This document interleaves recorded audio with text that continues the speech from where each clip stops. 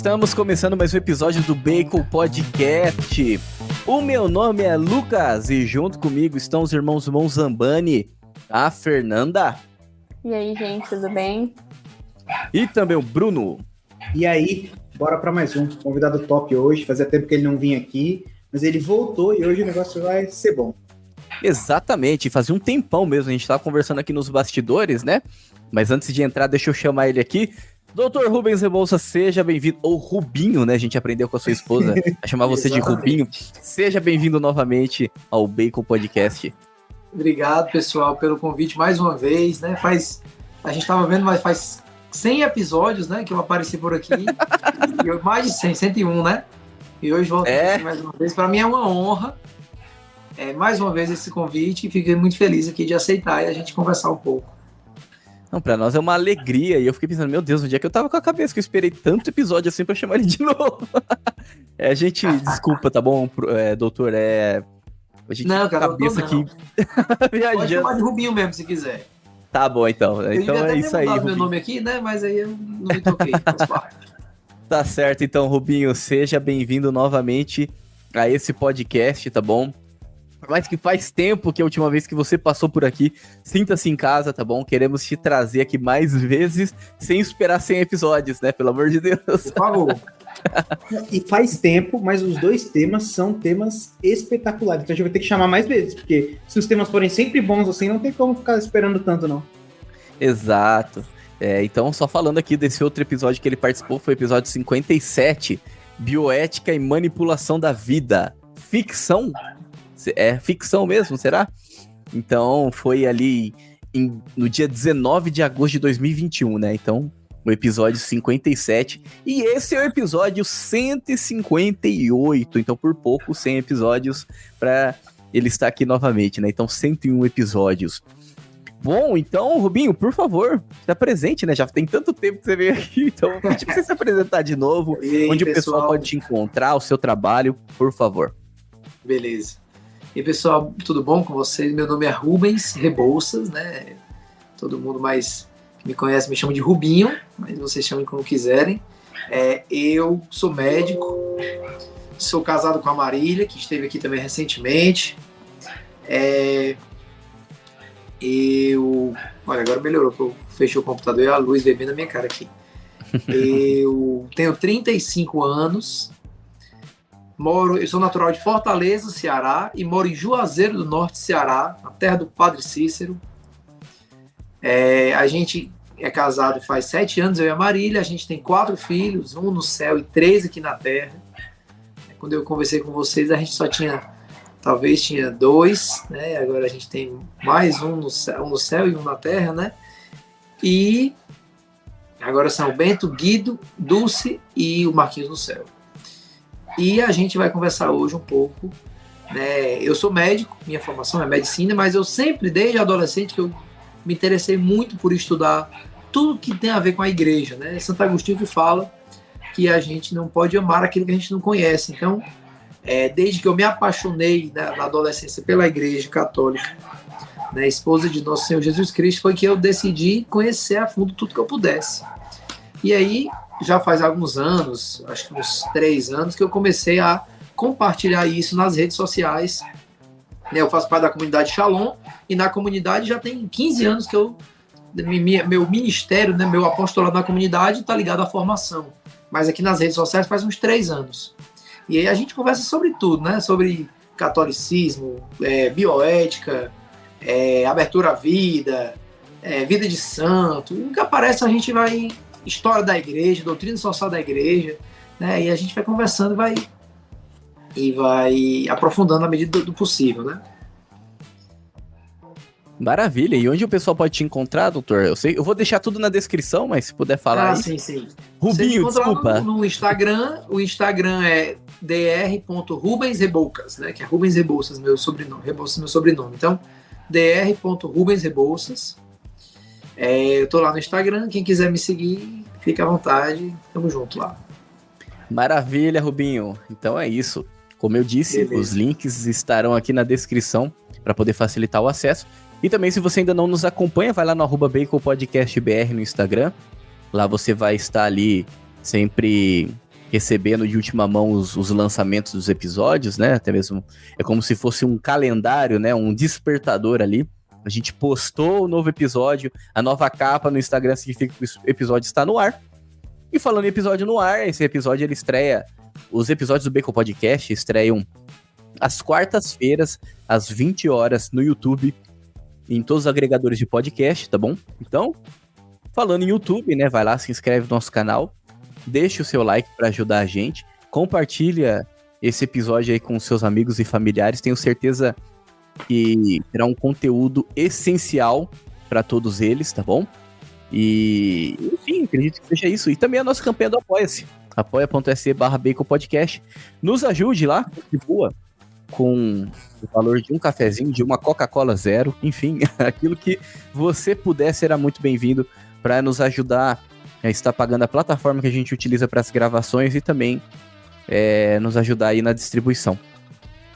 Maravilha, então sem mais delongas, vamos começar esse episódio aqui. As expectativas estão altíssimas, ainda mais que o professor, ainda mais que o Rubinho nos fez aí pegar um caderno, né? A gente quer saber o que é que ele tá aprontando. E já deixamos aqui bem claro que a pessoa aqui de exatas é o Bruno, tá bom? Então é isso. Tu é de exatas, Bruno? Tu é a tua formação? Na verdade, eu nem formei, mas eu estudei física. Então eu fiz física e física, agora aí eu migrei de área e virei cientista de dados. Ah, tá certo. Aí, então, tu faz qualquer coisa, tu faz um sistema rapidamente aqui para poder fazer as contas. Não precisa ter Aqui. Maravilha, então, hein? Então vamos entrar nesse tema aí, importantíssimo. Muito bem, meus caros nerds dessa terra de Santa Cruz, acompanhe mais esse episódio do Bacon Podcast.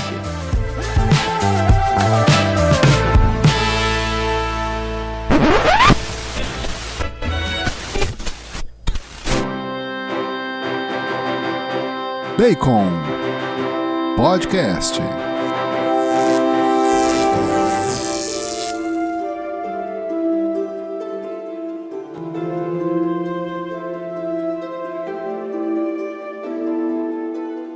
Muito bem, Bruno, dê-nos a sinopse desse episódio. Esse episódio, ele é mais do que especial. E nós vamos falar sobre superpopulação. O ouvinte deve estar pensando, mas que raio um podcast de cultura tem a ver com superpopulação? Por que esses caras estão vindo com um tema desse falar pra gente aqui? Meus amigos, se vocês soubessem o tanto que esse tema impacta na nossa vida, na nossa cultura, e o quanto que ele tá permeando a sociedade faz tempo, vocês já vão ver só. A gente vai falar bastante coisa interessante aqui. Ele está entranhado, né, na sociedade, assim, de todas as maneiras possíveis, né? A gente justamente trouxe aí o Rubinho, né, para estar falando sobre esse assunto. Ele falou que ele fala de tudo e realmente é verdade, gente. No episódio 57 ele falou com a gente aqui sobre bioética, e eu lembro que na época a gente citou um jogo, né, que é baseado num filme que é Resident Evil. A gente falou sobre manipulação da vida, falando aí desse filme, né? E agora mesmo, hoje, ele estava numa live ali na Aliança de Misericórdia junto com o professor Paulo Rafael, falando sobre Dom Bosco.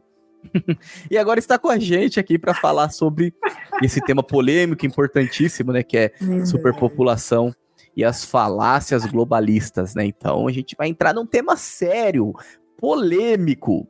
Será que você está preparado, você que está aí do outro lado nos ouvindo? Então, por favor, né? Vai lá, faça lá uma pipoquinha, pausa, pega uma pipoca, né?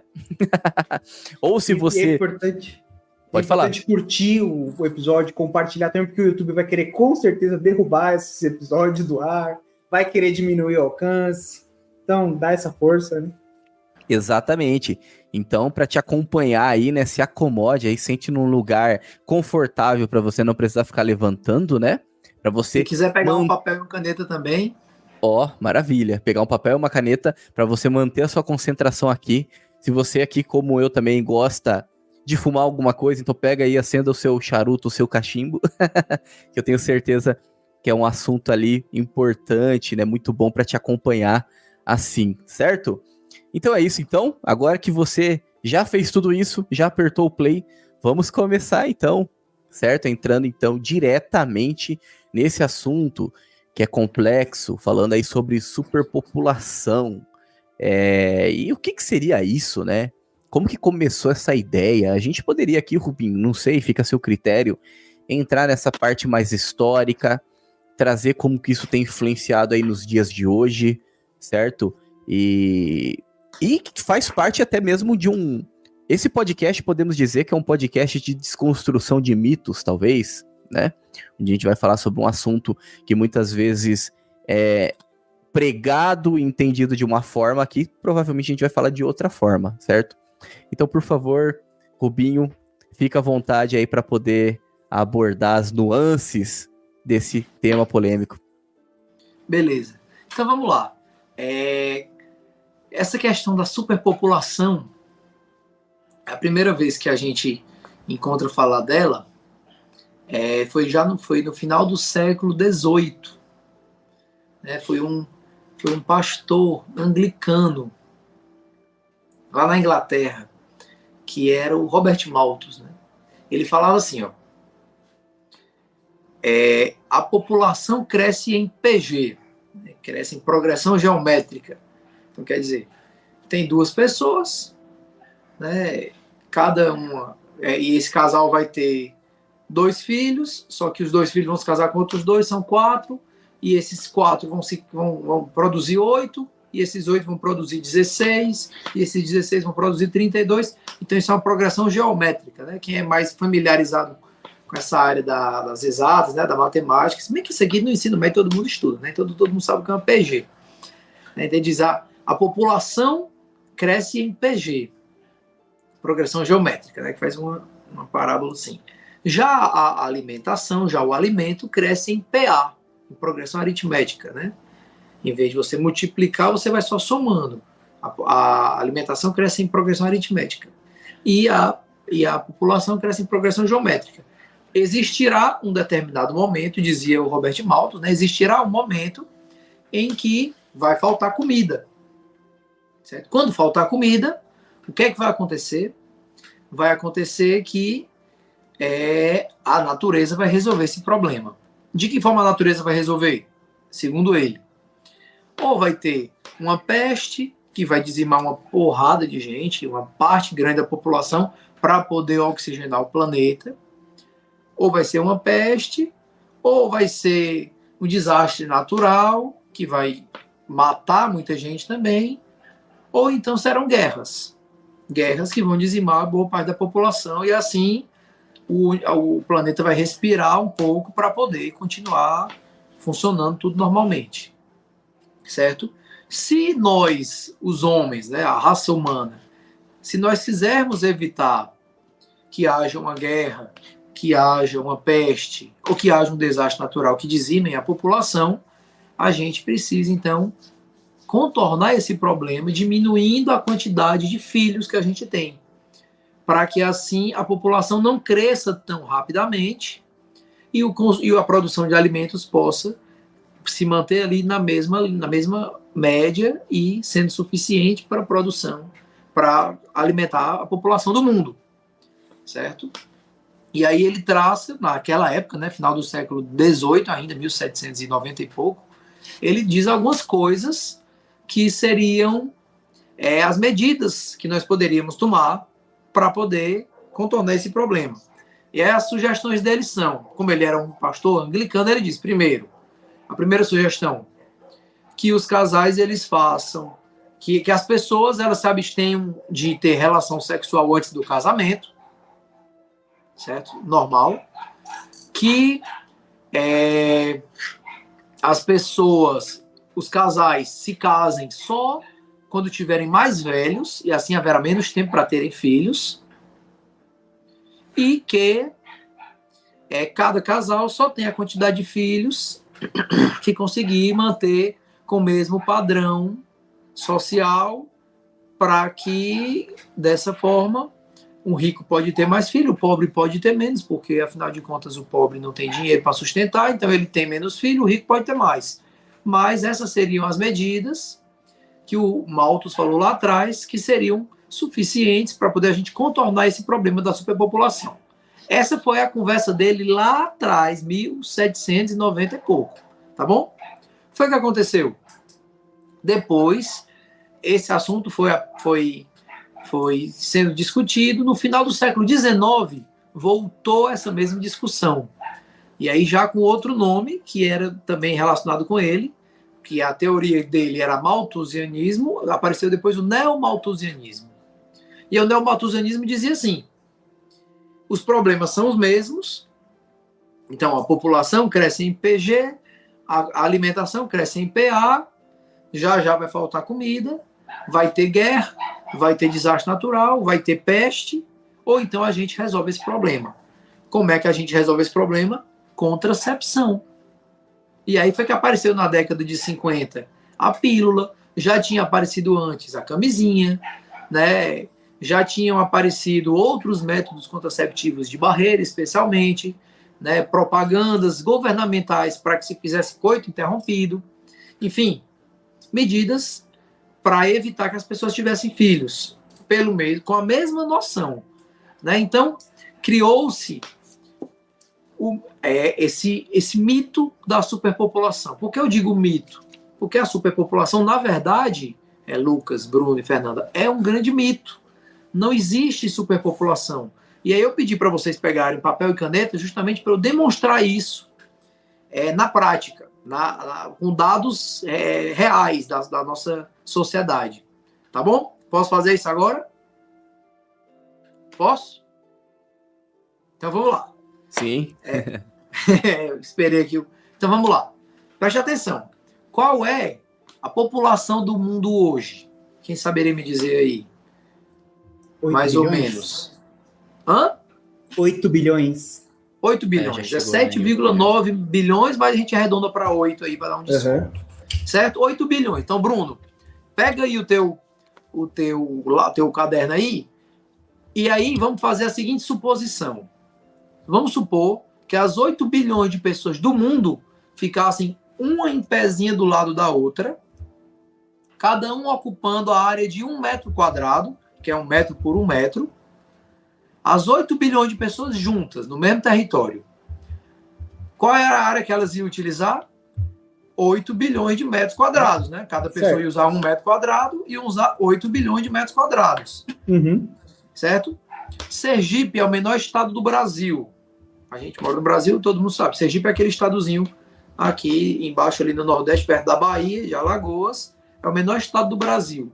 A área do município, do estado de Sergipe, é mais ou menos 22 mil quilômetros quadrados. Eu queria que a gente fizesse a conversão de 8 bilhões de metros quadrados para quilômetro quadrado. Tu lembra como é que faz essa conversão? Corta 6 zeros. Uhum. Né? Se você pegar 8 bilhões e cortar 6 zeros, fica 8 mil. Uhum. Então, 8 bilhões de pessoas, cada um em 1 metro quadrado de área, significa 8 bilhões de metros quadrados, que significa 8 mil quilômetros quadrados. Uhum. Então, todas as pessoas do mundo caberiam uma em pezinha do lado da outra em Sergipe. Ocupariam 8 mil quilômetros quadrados, só que Sergipe tem 22. Então, elas usariam mais ou menos 1/3 de Sergipe. Uhum. Aí você vai dizer com muita razão assim, mas uma pessoa não vive em pé em 1 metro quadrado, né? Lógico, né? Sim. Mas é porque eu botei essa aí só para esquentar, tá? Então vamos fazer o seguinte. Vamos pegar as 8 bilhões de pessoas do mundo e vamos dividir em famílias, certo? Dividir em famílias de 4 pessoas em média. Uhum. O pai, a mãe e 2 filhos, certo? É uma estimativa, 2 filhos, menor do que a média necessária de filhos para você manter a sociedade. Para você manter a sua sociedade funcionando, digamos assim, viva, com vitalidade, a média de filhos por casal deve ser maior do que 2,2. É por isso que a Europa já está fadada, em poucas décadas, a ser dominada pelos muçulmanos. Porque a média de filhos de um casal italiano de origem, ou um casal alemão de origem, ou um casal espanhol de origem, é 1, alguma coisa, certo? Ou 0, alguma coisa, por casal. e isso é menos do que o necessário para manter a cultura, a sociedade. Então, como os muçulmanos têm uma média mais alta, então eles acabam que vão dominar aquela sociedade lá. Né? Daqui a poucas décadas, a Europa será muçulmana sem dar um tiro, certo? Eles vão dominar. Mas vamos fazer de conta, então, que cada família tem 2 filhos, que é o mínimo ali, razoável. E aí a gente divide famílias de 4 pessoas. Se eu tenho 8 bilhões de pessoas, quantas famílias eu vou ter, Bruno? 2 bilhões. 2 bilhões de famílias, ok, tá? E aí, o que é que eu vou fazer para cada família dessa? Eu vou dar um imóvel, uma casa própria, e essa casa própria terá 100 metros quadrados. É uma casa boa, pequena ou grande? Depende de onde você está. Em São Paulo é enorme. É uma média razoável, né? Aqui onde eu moro, as casas são maiores. Assim, eu moro numa casa maior porque eu moro num sítio, né? Então é uma casa com alpendre, não sei o quê. Mas, mesmo aqui na vila, que tem aqui pertinho, as casas são menores do que 100 metros quadrados. Certo? Mas 100 metros quadrados é uma casa razoável, não é isso? Sim. Sim. E aí eu vou dar uma casa de 100 metros quadrados para cada família do mundo. Certo? Então são 2 bilhões de famílias, cada uma com uma casa de 100 metros quadrados. Quantos metros quadrados eu vou usar aí? 200 bilhões de metros quadrados. Isso. E agora eu vou converter em quilômetros quadrados. Vai dar quanto? Vai dar 200 mil. 200 mil quilômetros quadrados. Qual é a área do estado de São Paulo? Não tenho ideia. 248 mil quilômetros quadrados. Cabe no estado de São Paulo. Então, toda a população do mundo, cada família numa casa de 100 metros quadrados, caberiam no estado de São Paulo, e eu não estou considerando prédio, né? Porque um prédio cabe 20 ou mais, né? Mas eu não estou considerando prédio. Estou considerando todo mundo morando em casa plana.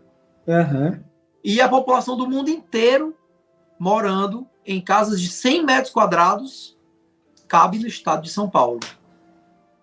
E aí, uma parte de São Paulo, 20% ainda fica vazia. O resto do Sudeste, aí, Rio de Janeiro, Minas Gerais, Espírito Santo, fica todo vazio. O resto do Brasil fica inteiro vazio.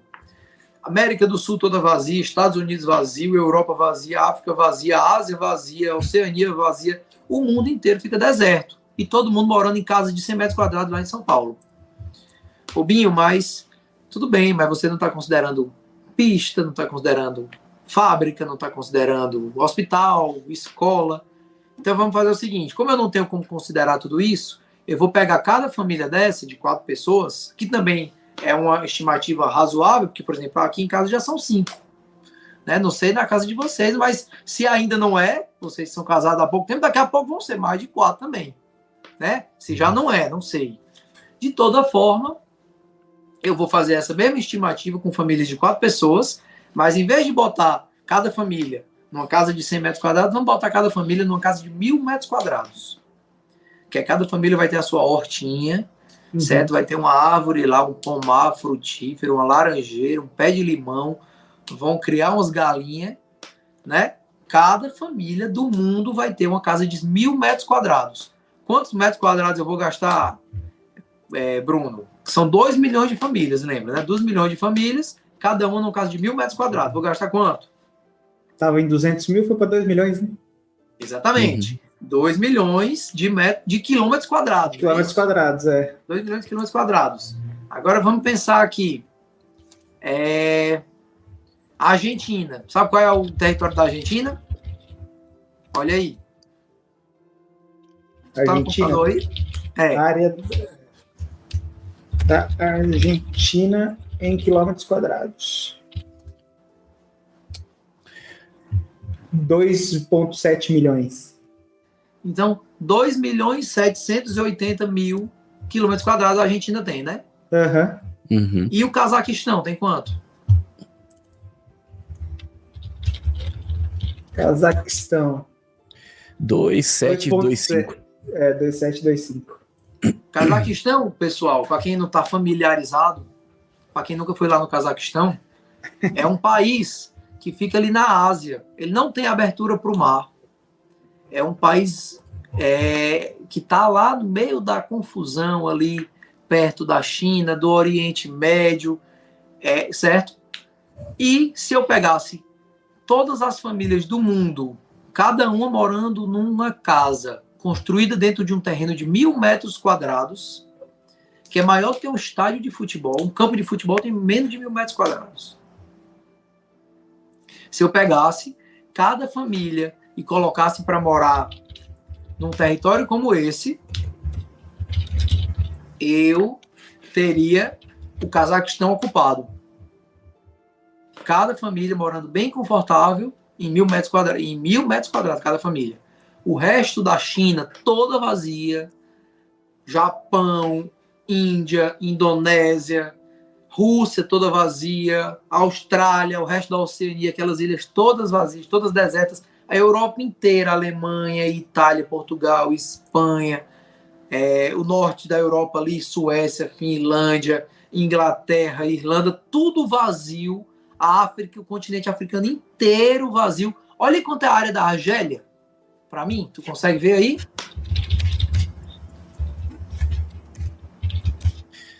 R$ 2.382.000. Cabe na Argélia, não cabe? O mundo todo, a população inteira. Cabe. Eu podia botar, então, tirar do Cazaquistão, que o Cazaquistão é um pouco maior, estava sobrando espaço, botar para a Argélia. Botava todo mundo morar na Argélia. Para não ter desperdício. Para não ter muito desperdício, E a América inteira, a América do Norte, Central e do Sul, toda vazia. A Europa toda vazia. A África quase toda vazia. Do meio para baixo, tudo vazio, só a Argélia, né, de onde tem o nosso grande santo, o maior santo argelino que já existiu. Santo Argelino? Vai pesquisar. Santo Agostinho, cara. Não sabia não. E como não era Argélia antes, mas agora é. Ele é argelino, Santo Agostinho. Vai todo mundo morar lá na terra de Santo Agostinho. Muito bom. E a Ásia toda vazia, a Oceania vazia. E todas as famílias de 4 pessoas morando num terreno de 1.000 metros quadrados.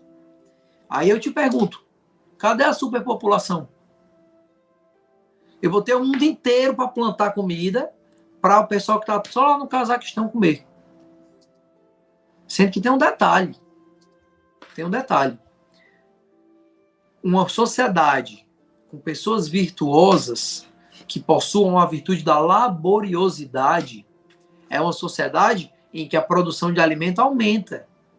Certo? Porque as pessoas que têm a virtude da laboriosidade, elas vão estudar, vão desenvolver tecnologias, como já existem tecnologias para a produção de alimento, por exemplo.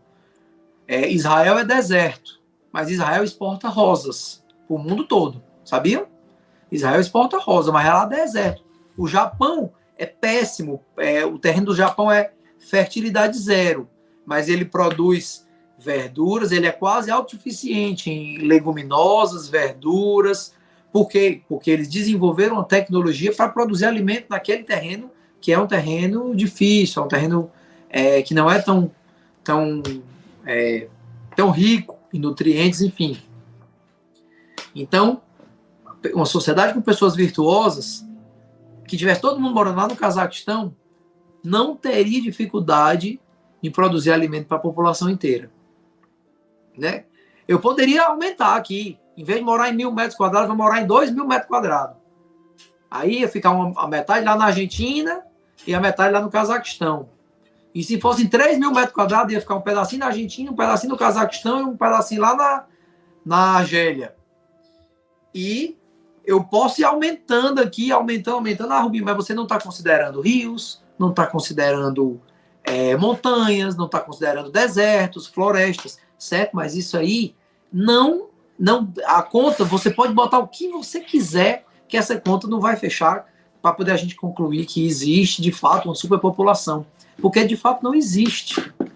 Certo? Isso é um grande mito.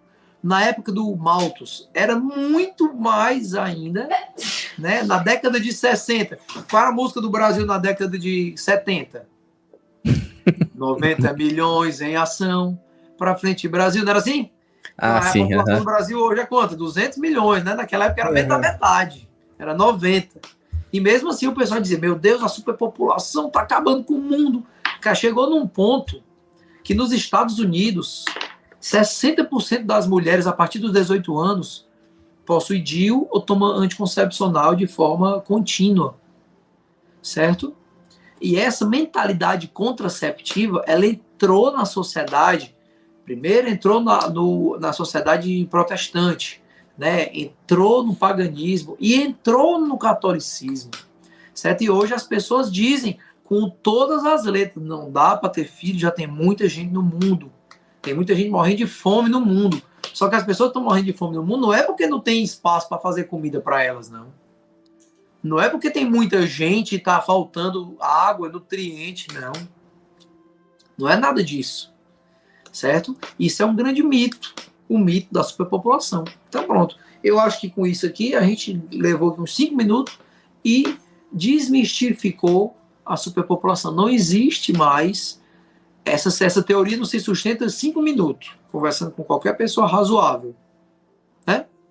Mas a superpopulação, o mito da superpopulação, ele avança na sociedade e ele entra dentro da igreja, ele entra dentro das famílias, das pessoas de boa fé, né? E ele acaba minando, né, a motivação daquelas famílias de serem famílias numerosas, né? Ele acaba minando ali o progresso da sociedade, porque a sociedade ela vai progredir na medida em que eu estava falando isso mais cedo, na medida em que aparecerem sábios de meditação profunda. É isso que o Concílio Vaticano dizia, que o objetivo do Vaticano II era que a igreja voltasse a produzir, voltasse a ter sábios de meditação profunda.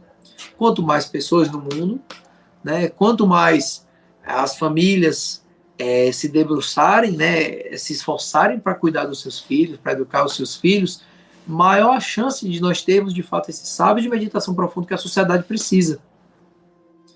Mas não se sustenta a teoria de que existe uma superpopulação e a gente vai precisar parar de ter filho, porque senão não vai dar, a comida não vai ser suficiente para todo mundo, pelo amor de Deus. Isso aí eu vou ensinar isso já para o meu filho de 4 anos. E é facinho de aprender. Né? Na hora que você consegue fazer a conversão de metro quadrado para quilômetro quadrado, já dá para fazer essa conta e é simples, né? É interessante isso que você está comentando, Rubens, porque a teoria de Malthus, ela vem com aquela questão de catástrofe malthusiana, né, que você estava comentando, né, de que ele chegou à conclusão de que alguma catástrofe teria que acontecer se a população continuasse crescendo desse jeito, ia faltar comida, ia surgir alguma doença muito forte, que a natureza, de alguma forma, se rebelaria contra o homem, digamos assim. Mas é interessante porque essa teoria, primeiro que ela já foi rebatida várias vezes, ela já foi posta à prova e ela não se sustentou. Aqui com conta básica a gente já mostra isso, mas também as catástrofes, as previsões não se concretizaram. Então o ser humano, ele se desenvolveu, ele começou a crescer, a população continuou crescendo apesar de certo controle populacional, mas desenvolveu técnicas alimentares, técnicas de produção de alimentos, de distribuição de alimentos, numa velocidade muito grande, de tal forma que até aquelas contas básicas que a gente estava fazendo de PG, PA, já não batem mais. Então, a teoria de Malthus, ela caiu, só que a pergunta que surge quando a gente começa a estudar isso, começa a chegar a essas conclusões é: por que, então, que uma teoria tão simples ser rebatida ganhou tanta força, ganhou tanta escala, e por que ela ainda é alimentada? Muitas vezes ela é transformada em, não vai ter a superpopulação, não vai faltar espaço, não vai faltar alimento, mas vai destruir a natureza, vai causar um aquecimento global. Por que né, que ainda existem falácias, existem argumentos que corroboram uma teoria tão fraca que não se sustenta e que já foi rebatida pouco tempo depois que surgiu, né? Essas perguntas começam a surgir. Isso hoje mais cedo eu estava olhando no meu Instagram e eu fiz um post falando sobre o método Billings.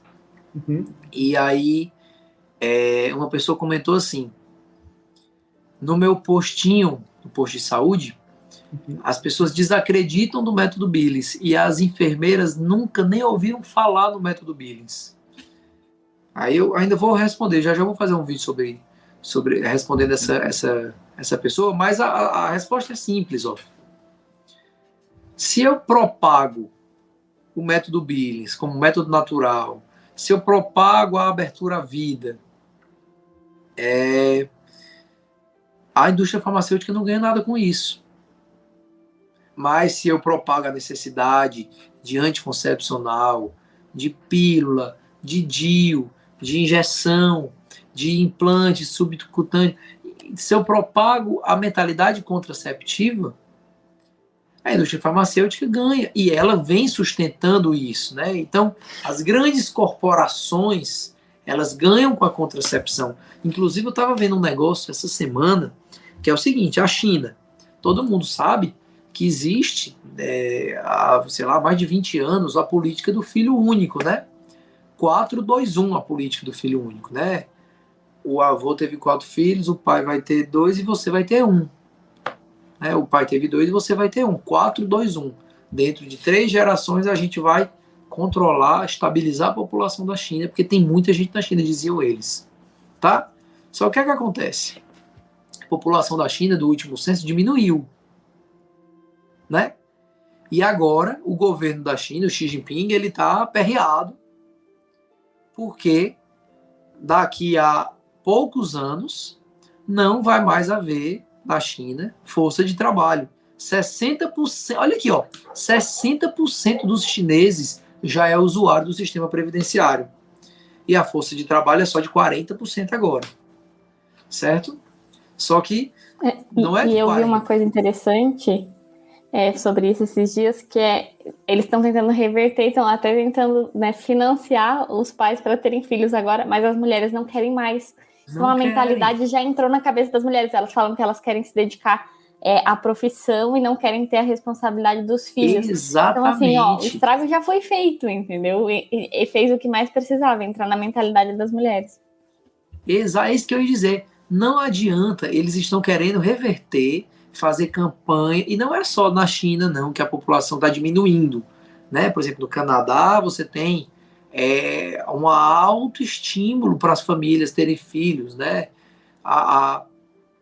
Quando um casal tem filho lá no Canadá, eles ganham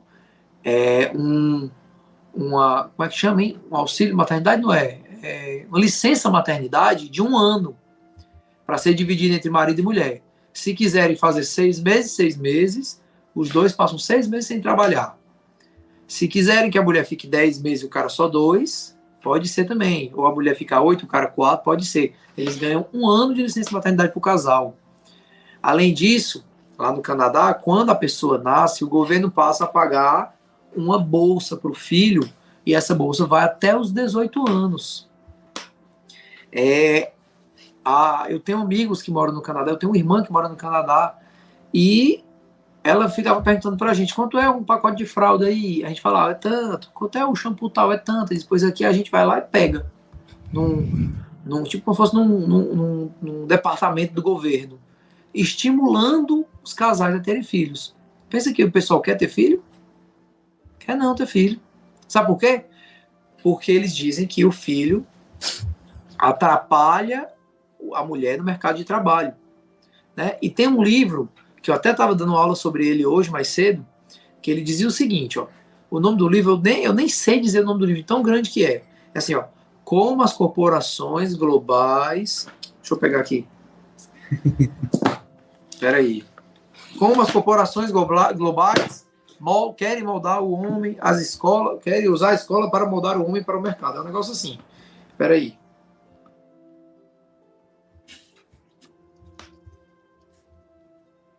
Ah, não é nesse aqui não, é no outro computador. Que a Marília, eu tava sentado nesse mesmo canto aqui, só que o computador tava para mim aqui. A Marília virou o computador pro outro lado. Aqui, em outro computador. Bota aí, como as corporações globais... como as corporações globais querem usar as escolas para mudar o homem para o mercado. É só isso o nome do livro. Aí. A capa do livro inteiro é só o nome. Mas esse livro é muito bom. E eu tava dando aula sobre ele hoje, mais cedo. E aí tem um capítulozinho lá que ele fala assim, ó. Eles falam sobre a escola de Chicago, que é uma escola liberal, que apareceu e cresceu muito depois da Segunda Guerra Mundial, naquele movimento anticomunista, do mercado, livre mercado, o capital humano, aí Milton Friedman e tal. E aí eles diziam o seguinte, ó. A mulher entra no mercado de trabalho E isso é bom, ele dizia. É bom a mulher entrar no mercado de trabalho. Por quê? Porque ela se torna uma consumidora. Né? A mulher consome muito mais do que o homem. Né? E isso é da natureza humana mesmo. Né? A natureza da mulher é diferente da natureza do homem. A natureza da mulher, ela se inclina mais para o consumismo. Tá? E aí a mulher no mercado de trabalho, ela consome mais. Só que, quando ela entra no mercado de trabalho, ela tem menos tempo para os filhos. Porque antes a mulher ficava em casa com as crianças. Só que como agora ela está trabalhando, e eles querem que ela trabalhe, o que é que acontece? Ela tem que botar o filho na escola, só que não é só na escola. Tem que botar no reforço, tem que botar na natação, tem que botar no judô, tem que botar no futebol, tem que botar no karatê, tem que botar no balé, tem que botar na aula de piano, na aula de flauta e na aula de inglês. Por quê? Porque precisa ocupar o tempo daquela criança, já que a mãe está trabalhando. E aí o que é que acontece com o custo por filho? Aumenta.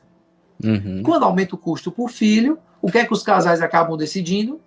Menos filhos. Sim. O filho está muito caro. Né? A gente escuta tanto isso, né? O filho está muito caro. Né? E aí diminui o número de filhos. Quando diminui o número de filhos, diminui o vínculo entre o homem e a mulher.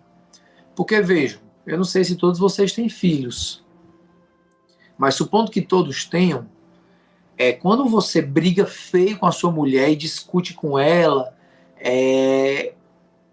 você não deseja se separar logo dela. Estou supondo que a gente não é católico aqui, uma família normal, assim, sim. que não conhece Jesus, não sabe de nada de Deus. Briga com a mulher e aí pensa, pô, mas tem meus filhos aqui, né? Não vou me separar da mulher porque vai traumatizar as crianças, vão precisar da presença do pai. Mesmo quem não é da igreja pensa isso. Então, existe o filho, ele é um vínculo entre o homem e a mulher, que mesmo que se separem, o vínculo não desaparece, esse vínculo não desaparece, tá? Mas, se não tem filhos, aumenta o número de divórcios, né? Então, essa foi a conclusão desse raciocínio do Milton Friedman. Mulher no mercado de trabalho, show de bola. Só que mulher no mercado de trabalho aumenta o custo do filho, diminui o número de filhos, aumenta o número de divórcios. Certo? E isso é uma relação direta. Só que eles não percebem isso. Entendeu? E aí, como a Fernanda disse, lá na China eles estão fazendo agora política de estimular as mulheres a ter filhos, mas elas não querem mais. Elas não querem ter filhos. Porque houve já a transição da população da zona rural para a zona urbana.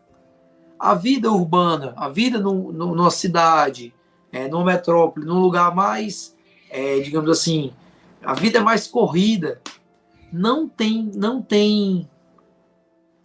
A mulher não tem tempo, ela não quer ter filho porque ela não quer parar de trabalhar. Ela acaba a faculdade, é mestrado, é doutorado, é MBA, e viaja para fazer um intercâmbio, e tem um menino não sei o quê. Não dá para ter filho, entendeu? O filho fica doente, a mulher tem que faltar ao trabalho, entendeu? O filho, você está saindo de casa, ele se vomita todo, você tem que voltar para dar um banho nele. Não é assim? Quem tem filho sabe como é. Né? A gente se programa todo. Né? Essa semana passada a gente se programou todo para sair. Aí o Bentinho foi, fez xixi no calção, na hora que a gente estava saindo. Aí volta. Não, só que detalhe. A gente estava no carro esperando a Marília entrar no carro para a gente sair. Ele, fez xixi. Aí tem que tirar a cadeirinha para poder secar a cadeirinha. Tem que levar o menino para trocar a roupa dele. E dar um carão porque não fez xixi no banheiro, não sei o que e tal. Aí atrasa meia hora e volta pro carro, todo mundo.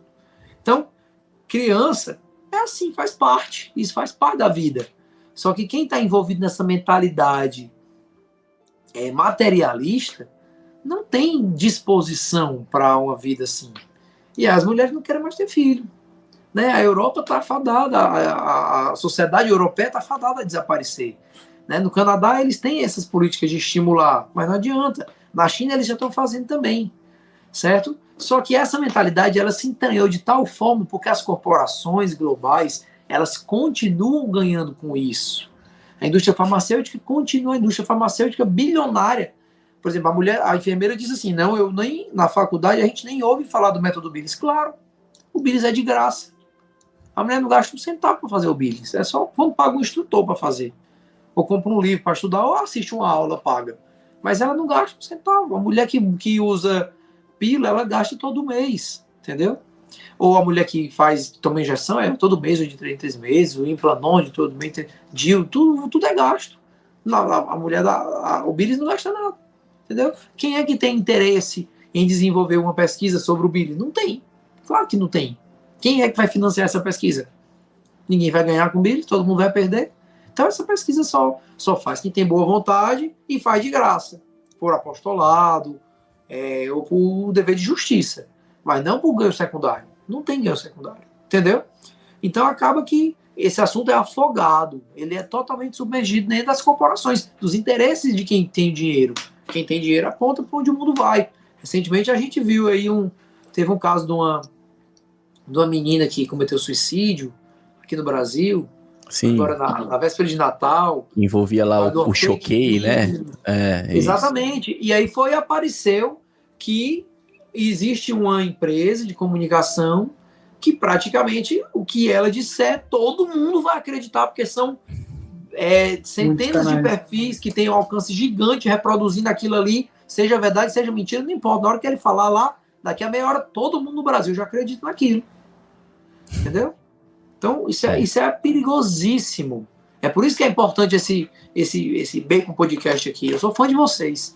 Porque isso tem que acontecer, tem que quebrar esse monopólio da informação, entendeu? Poxa, que bom se as pessoas aprendessem a desmistificar a superpopulação, não é assim. Né? Isso é tão simples, não é difícil. É só chegar lá. Né? E é interessante isso que você está falando, porque aqui o exemplo mais óbvio é da indústria farmacêutica, né? Sobre essa questão da superpopulação, de disseminar esse tipo de informação, de disseminar esse tipo de teoria, enfim, de método científico. Só que, se a gente parar para analisar, não é só isso, né?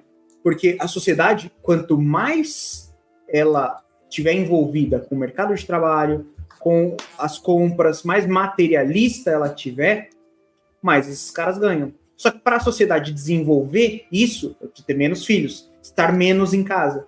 Então, no final das contas, você atuar, né, nessa questão da superpopulação, você está colocando mais pessoas no mercado de trabalho, né, que não vão ficar em casa, e está fazendo com que elas consumam mais, que elas precisem ganhar mais dinheiro para, se tiver filhos, manter esses custos altos de filhos. Então, você vai ter filhos, mas você vai ter poucos filhos. Então, não fala para não ter nada, fala para ter pouco. Para os filhos serem caros, estarem na escola. Então, tudo se torna um mercado, tudo se torna consumo, tudo se torna um gasto ou um trabalho, ou aí você incentiva a querer, né, cada vez mais a carreira, querer cada vez mais crescer numa profissão, querer cada vez mais... E não estou dizendo que ter uma boa profissão é ruim, eu estou querendo dizer assim que esse não é o foco da sua vida, o foco da nossa vida, o trabalho, ele é um meio. O fim da nossa vida não é o trabalho, não é uma realização profissional, não é ganhar dinheiro, não é crescer materialmente. E aí as pessoas vão querendo não ter trabalho, porque aí, a hora que você experimenta o material, você experimenta o consumo, você experimenta o conforto, né, a nossa concupiscência, ela olha aquilo lá e já fica feliz da vida. Fala, nossa, é isso que eu quero. Eu não quero esforço, eu não quero trabalho, eu não quero ter que me dedicar. E aí, isso vai se tornando cultural. Então, exato, o materialismo alimenta a baixeza da alma humana e a baixeza da alma humana alimenta o consumismo. E quem está ganhando com isso? O dono do dinheiro, o dono da empresa, o dono do material. Então, sim, é muito bom para, né, incentivar esse tipo de coisa. Conscientemente, inconscientemente, não vamos julgar a alma de ninguém que está decidindo essas coisas. Se ele sabe a maldade que está fazendo ou não, não é o caso, mas que é uma maldade, né? É interessante essa perspectiva aí que a gente está analisando, né, a sociedade, que claramente segue essa linha liberal marxista, né, sobre economia familiar, procriação, aí entra a questão do materialismo, e essas mudanças, né, essa decisão de ter menos filhos, é uma mudança total aí na dinâmica da família, e ao mesmo tempo a indústria que nos incentiva a gastar mais, a consumir mais. No domingo agora, porque assim, a liturgia desse domingo ela foi muito bonita, né? E se não me engano, a segunda leitura falava sobre o esposo, a esposa, né? O homem e a mulher.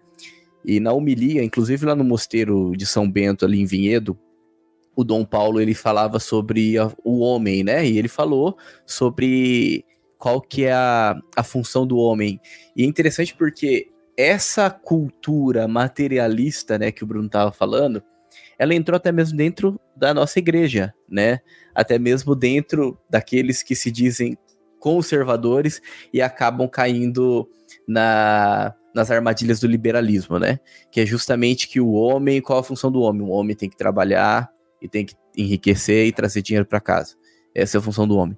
Não, a função do homem é cuidar, é cuidar da família, né?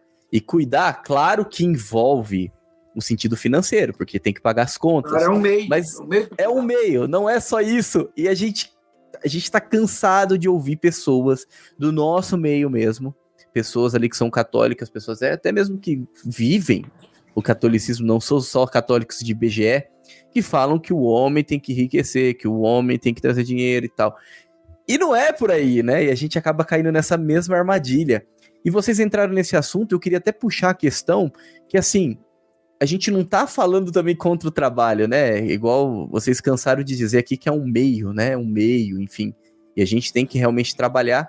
E seria interessante, Rubinho, até mesmo falar sobre a questão da laborosidade, a questão da virtude do trabalho, como isso também está inteiramente ali ligado também ao casamento, à abertura à vida. Mas seria legal, assim, dar uma pincelada nessa questão da virtude do trabalho, né? Para que serve o trabalho? Não é simplesmente consumismo, não é simplesmente para, enfim, eu tenho que enriquecer, eu tenho que trazer dinheiro para minha casa. Não, ele tem uma função também, né? Quem quer aprender mais sobre o trabalho, eu recomendo 2 documentos da igreja. O primeiro é um documento do Papa São João Paulo II, que é o Trabalho Humano, que é Labora Exercens, certo? Vai falar sobre o trabalho, vai falar sobre a relação entre o capital e o trabalho. Ele vai quebrar um pouco daquela mística coletivista, né, marxista, mas também vai quebrar todo aquele pensamento da mão invisível do mercado, né, liberal. É muito bom, um documento bem pequenininho, você lê ali em 1, 2 horinhas, você lê rapidinho, vale muito a pena a leitura desse documento. E um outro documento também que é muito bom é o documento do Papa Pio XI, chamado 40º Ano, que ele foi escrito em 1931, no aniversário de 40 anos da Rerum Novarum, por isso que ele se chama 40º Ano, que ele faz referência ao 40º ano do lançamento da Rerum Novarum. Lá dentro da 40º ano, o Papa Pio XI fala um negócio legal demais sobre o salário justo. Ele diz assim, qual é o salário justo? O salário justo não é o salário para o homem se sustentar. O salário justo é um salário para o homem sustentar a sua família. Certo? E aí ele cita a própria Rerum Novarum, que diz que o salário justo é para o homem sustentar a sua família e para que no final do mês sobre alguma coisa, para que aquela coisa ele vá acumulando para legar como herança para os seus filhos, né? Para constituir um patrimônio para legar como herança para os seus filhos. Então, tem um advogado argentino, chamado Jorge Scala. Não sei se vocês já ouviram falar dele. O Jorge Scala, ele tem um livro chamado Ideologia de Gênero. Nesse livro, ele fala, tem um pedaço lá que ele fala sobre a natureza do homem e a natureza da mulher. E ele diz assim, o homem, ele se realiza de forma pessoal no trabalho. O trabalho é um meio. O trabalho não é o fim, mas o homem se realiza no trabalho. Certo? A mulher não se realiza no trabalho. Certo? A mulher, ela pode alcançar os mais altos postos. Mas a realização profunda da mulher, e isso não é machismo, nem pecha nenhuma, isso é da natureza da mulher. Ela se realiza no lar, se realiza com os filhos dela, se realiza no cuidado. Isso faz parte da identidade da mulher. Ele explica, o Jorge Scala, que a definição de homem e a definição de mulher, isso é legal. Ele fala assim, a definição de homem e de mulher está muito relacionada com a relação. Assim como Santo Tomás de Aquino define as 3 pessoas da Santíssima Trindade. Santo Tomás de Aquino, quando ele está lá na Suma Teológica, falando sobre as 3 pessoas da Santíssima Trindade, na primeira parte da Suma Teológica, ele fala sobre Deus Uno, e depois ele fala sobre Deus Trino. Ele deu 3 pessoas. É o Pai, o Filho e o Espírito, né? Por que é que o Pai é Pai? Por que é que ele recebe o nome de Pai? Porque ele é o que gera. O Filho, porque recebe o nome de Filho? Porque ele é o que é gerado pelo Pai. E o Espírito, porque recebe o nome de Espírito? Porque ele é expirado, ele é soprado.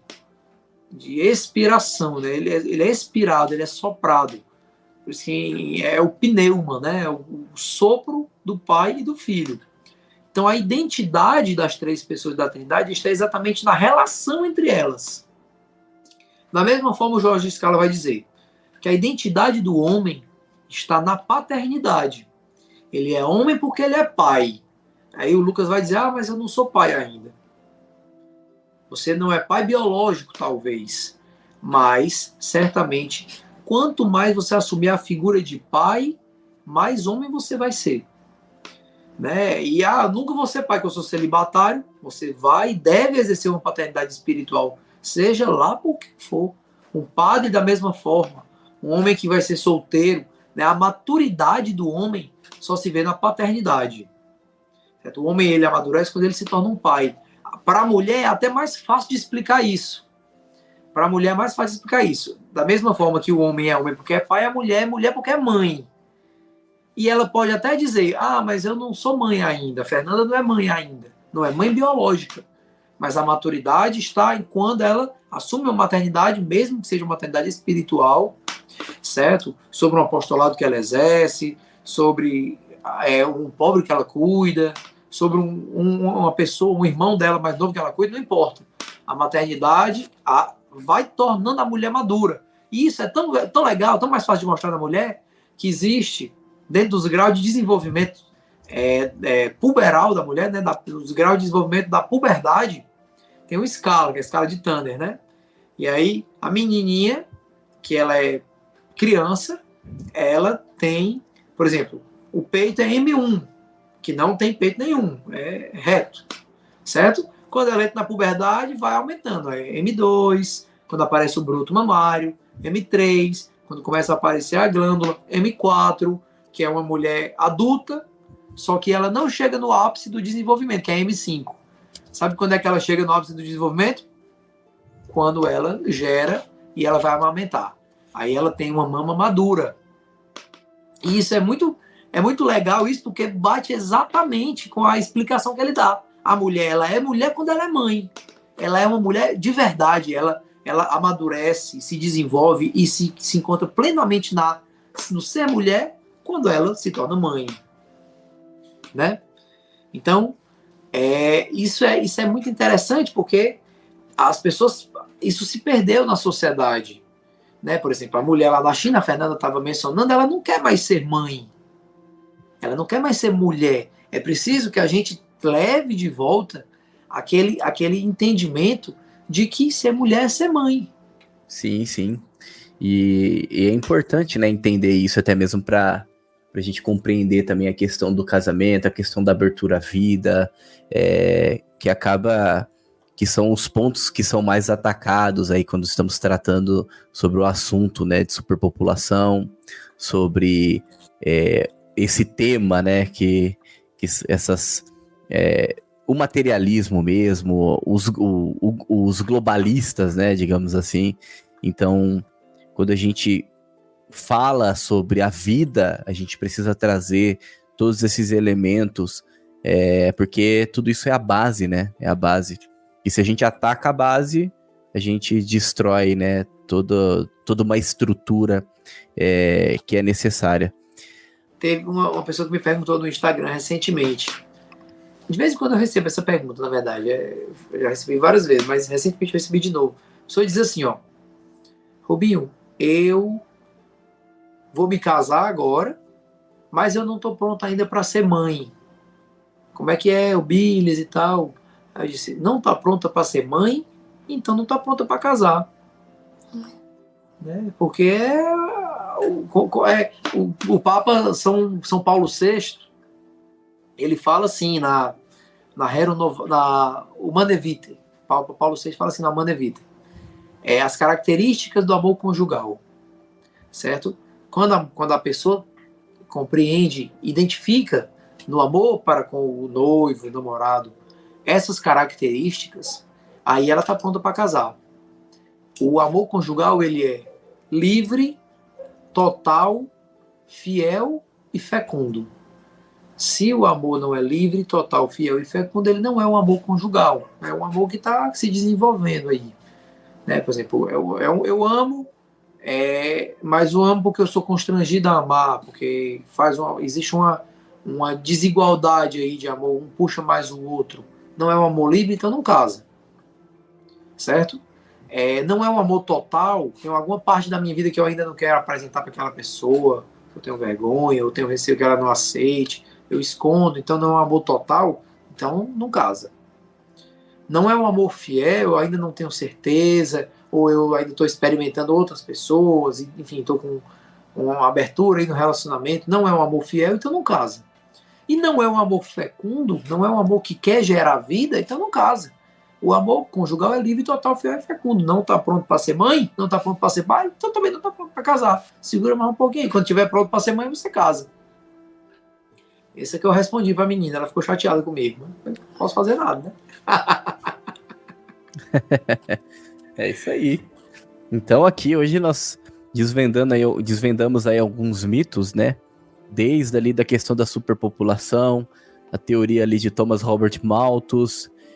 Falamos sobre a questão ali do materialismo, né, que vai destruindo, né, as famílias. Falamos sobre a questão do trabalho,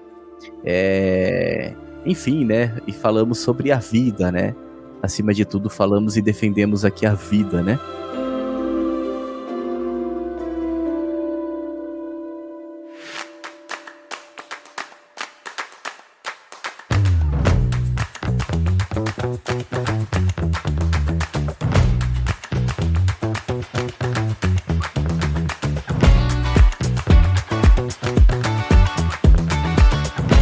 Muito bem, estamos concluindo mais um episódio do Bacon Podcast, onde tivemos a participação especial do Rubinho, Dr. Rubens Rebouças, né? Então, os links estão aqui na descrição para você poder encontrar ele, acompanhar o trabalho dele. Então vai lá, galera, segue ele no Instagram.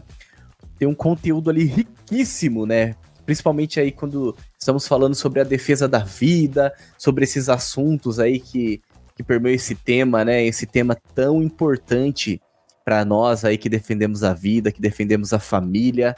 Então vão lá, acompanhe ele. Rubinho, muito obrigado pela disponibilidade, por estar aqui compartilhando seu conhecimento.